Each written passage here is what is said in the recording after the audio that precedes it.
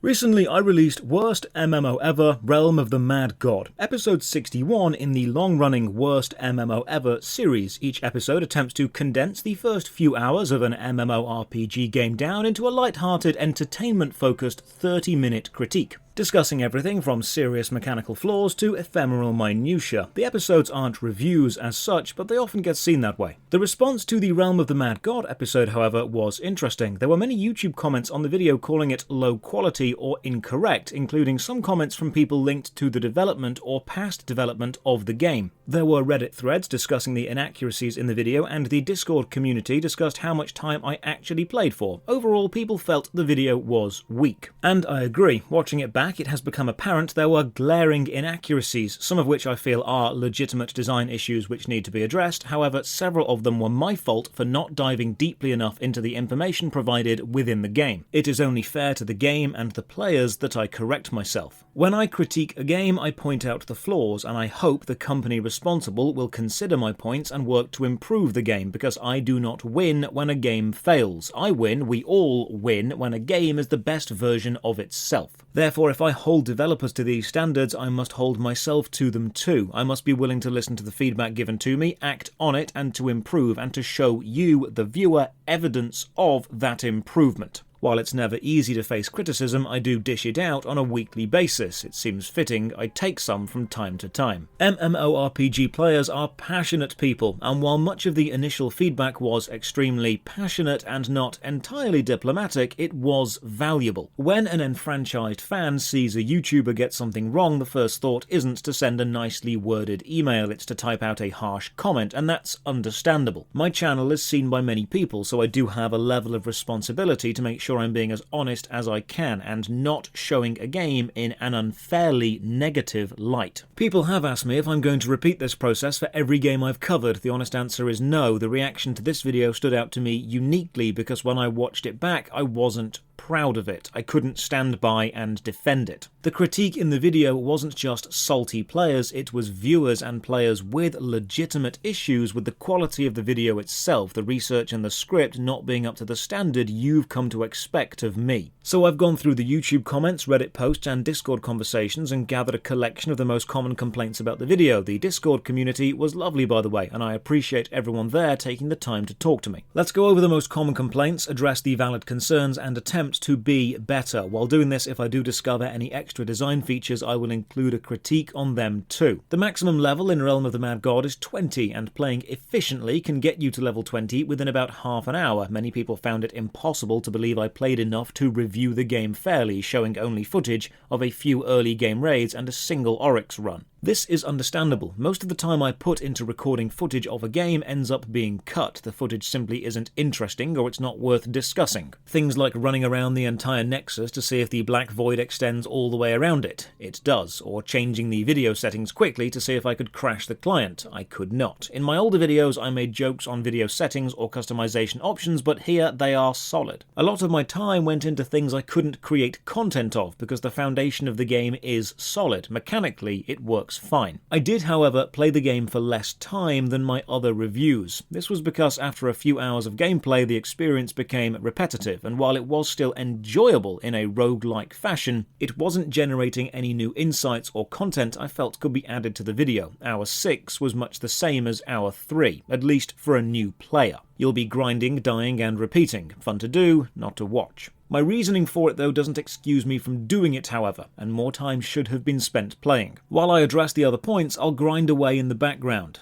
You'll see the footage of me playing and see how the experience changes at 20. I want to reach level 20 on at least 2 classes. It is important to note many players have told me the standard way to level is by running with a group or grinding dungeons, or sitting on Discord waiting for a dungeon to pop. This isn't communicated to a new player, so the standard player will be open world grinding for a while, because that is the gameplay style the tutorial encourages you to follow. While doing this, I get a PM from Pond Guy offering help. They say they've helped many new players through the first few confusing hours. This highlights an extremely important issue and is one of the main reasons I'm so critical of the opening experience in any MMO game. There are many free MMORPGs, and if your opening experience isn't both smooth and excited to have a new player, then the new player will simply uninstall and try another game. If your game does not have a tailored experience to help inexperienced players enjoy it, you will lose those new players within the first few hours. New players don't want to fight through a confusing opening. The fun bit of any game shouldn't be a reward for struggling through the initiation of the opening. What you tend to find is, as an MMORPG ages, the developers focus exclusively on the higher level players because they are the players who spend the most money. So the majority of content releases aimed at them. This can be a very paradoxical design, leading to player base decline. You want to release content aimed at your paying players, but you don't constantly bring new people in that way. If you do that, you start the ticking time bomb of the dying MMO. There must be a balance of new player-focused design and veteran player reward. Without both, an MMO will eventually die. Realm of the Mad God has been slowly losing players for many years because new players are forced to play through the dregs of old content and not enjoy the shiny new stuff. This Reddit post shows the decline of the active player base in recent years. It is a shocking set of numbers. When a developer sees a graph like this, they want to focus on monetizing the remaining players, and the new player experience gets neglected because new players don't bring in as much money as already experienced players do. From a purely financial point of view, it makes sense in the short term to invest in your current player base. Retention becomes more important than advertising or onboarding, but in the long term, this leads to the dying game supported by a handful of whales. When players with hundreds or even thousands of hours ask, where are all the new players, the answer is usually they are playing a game with a better onboarding process. Side note, while writing this script and standing in the Nexus chatting to some people, the player codex, I hope I'm pronouncing that correctly, showed me a hidden path to the west which leads to a hot spring area, which was really cool.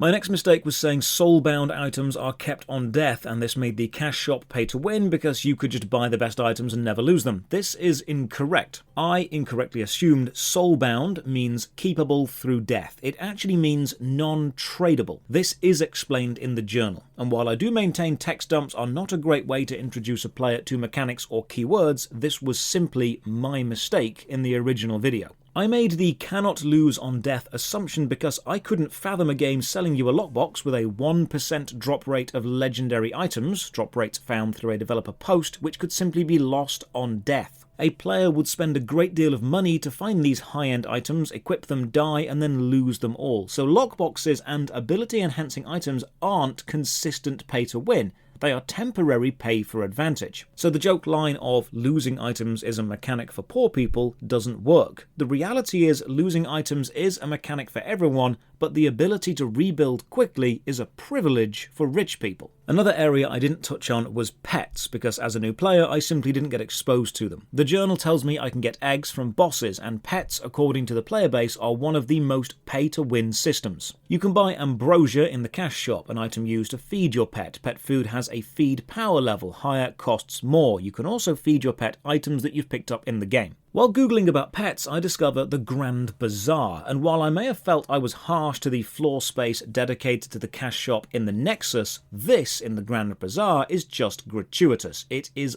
all shop. You can buy a legendary mystery egg for 3,500 realm gold. I ask around and the community explained to me, you get a legendary pet and then level it up. You need the heal and magic heal abilities. And to find one of these in the wild to get it as a drop from a boss would take hundreds, possibly thousands of hours, or you could spend up to several $1,000s on it. These are the specifics I, as a new player, would never be exposed to until I was established in the game, and this I feel is a shame. If pets are such a powerful and important mechanical aspect of the end game, then exposing a new player to them from the start, or indeed having them in the tutorial, such as a weak pet to follow you around, would let the new players enjoy a newer, more fleshed out system and see it grow as they grow. But my new discoveries should have been my initial discoveries. That's a failing on my part. The original video fell below the quality you deserve, and that's not acceptable. I make my living critiquing an industry known to take advantage of the lowered expectations of its players. It would be a deep irony if I were to lower the quality of my own work just because I have an established viewer base. You deserve the best video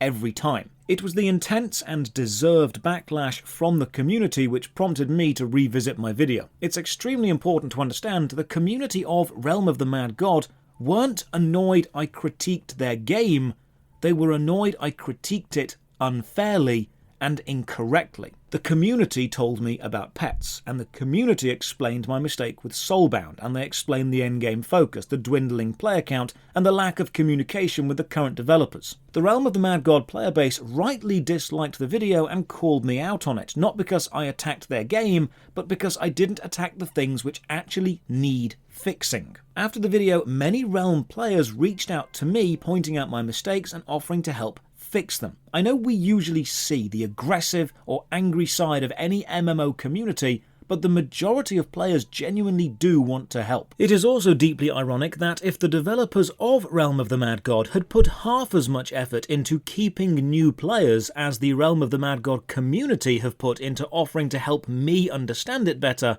it would probably have the best new player experience in any MMO. The Worst MMO Ever series is indeed a provocative title designed to generate an emotional response, but I don't want it to be clickbait. I want to set up a question and then answer it fairly. The games are played and critiqued with entertainment placed first, that's true, but that doesn't mean I get to be lazy or I'm allowed to be straight up wrong. I do not ever want you as a viewer to blindly support me, especially if you feel I'm not producing content of the quality you have come to expect and deserve. If I am going to call out the MMO industry for their falling standards or complacency, I expect you, and encourage you, to do the same to me. So, after grinding to level 20 on a few classes, what would I have changed about the original video? Honestly, getting to level 20 from a new player's perspective is very time consuming. I know the experienced players know the tips and tricks and can group up to grind dungeons faster, but a new player just starting out will do what the tutorial recommends, which is follow the bounties. And that's fine up to around level 15 or 16, but then it gets very slow and much more lethal. You are much more likely to die solo. It's a lot more punishing. Hitting 20 as a new player, doing what the game recommends you to do, is not a great experience, because it's extremely inefficient, and it doesn't feel rewarding,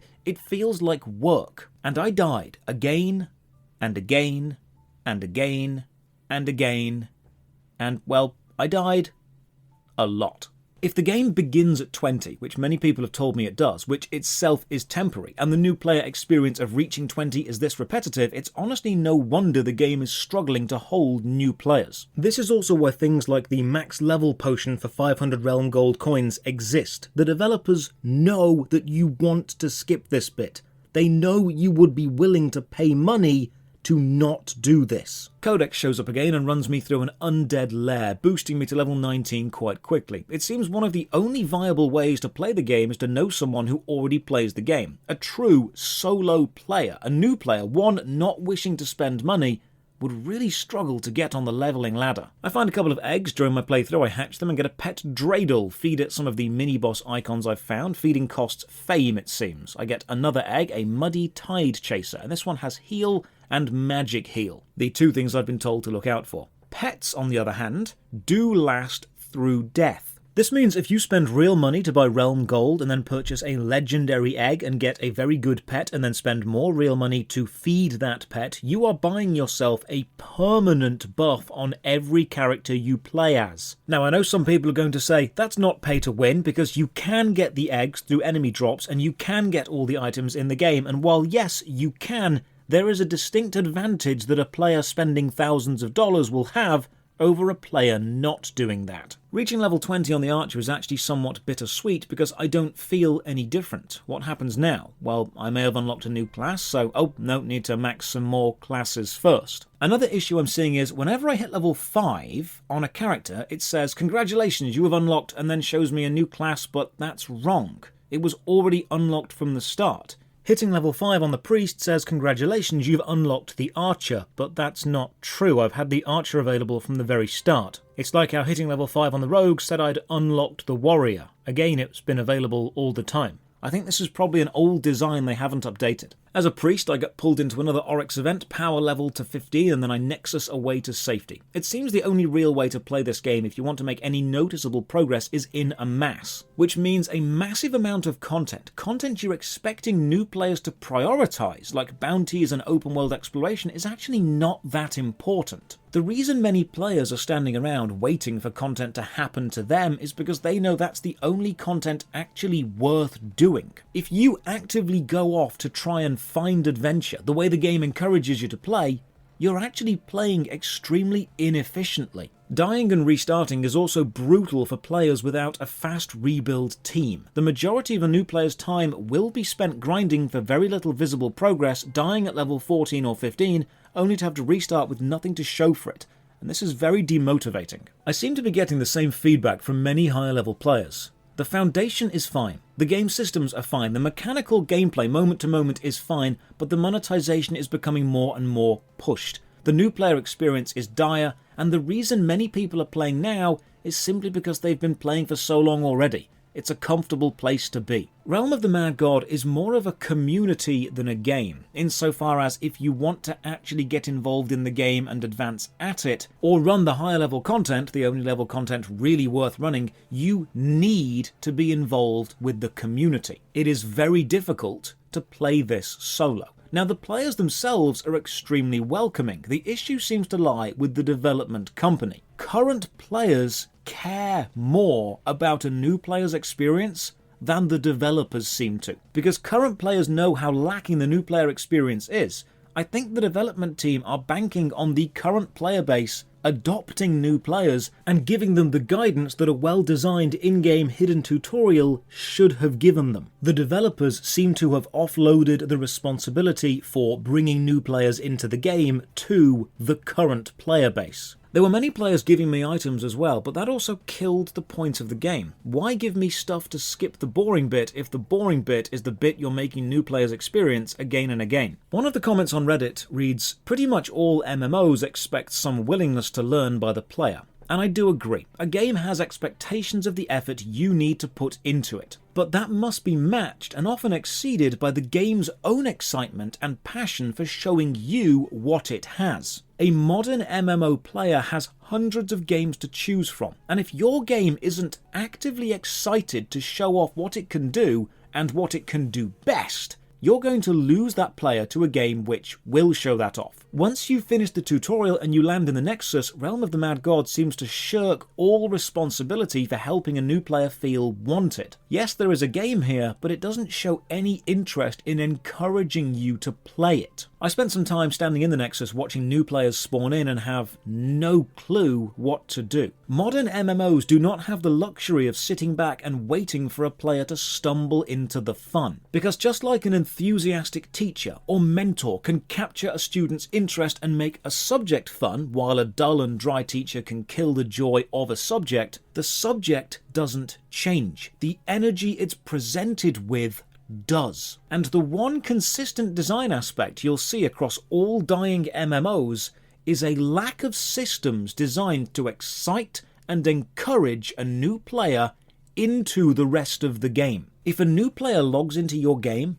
and you have systems that are indifferent to their presence there, they will leave. To put it very simply, if your game doesn't care about new players, why should new players care about your game? Then I do some more grinding and this random gold dragon spawns in at the end of a very easy pirate dungeon and I spend about 10 minutes trying to solo it. This is way too hard for a level 3 knight. So after reading the feedback and getting a few classes to level 20, dying more times than I can remember, running more dungeons and seeing more, I feel Realm of the Mad God is a good system of mechanics, poorly explained. The new player experience is far too obtuse, the endgame system favours the already powerful and the excessive monetization shows they've focused on draining the current player base instead of attracting a new one. The dungeon variety though is top notch, with a huge assortment of themes and styles, from snake pits to mystical forests, sci-fi future lands, colourful moving platforms, and even some psychedelic dungeons which switch the sprites around for everything.